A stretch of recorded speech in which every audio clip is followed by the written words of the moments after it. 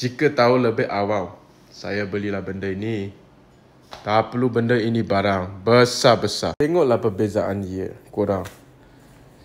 Saya nak buat banyak untuk stand tripod. Tapi untuk dia, saya lekat je mana-mana. Ada mirror kan? Ada glass kan, korang? Saya terus boleh.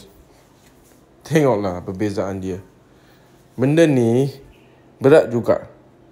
Nak move here, move there. Nanti nak buat tinggi. Tapi guna benda ni. Alamak. Jika saya tahu lah, sudah menyesal lah beli barang ni. Tengok. Rumah saya pun banyak tempat. Boleh letak. Ada mirror-mirror. Kalau lekat pun senang. Adjust lagi boleh. Tapi guna tripod. Korang, saya simpan 3 saat, 4 saat siap. Tapi benda ni, kalau pergi outdoor, saya pegang lah, tak perlu tripod. Saya nak ikat pun benda ni.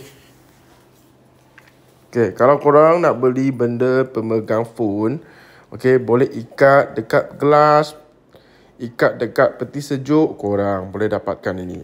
Dia boleh adjust angle juga semua. Senang.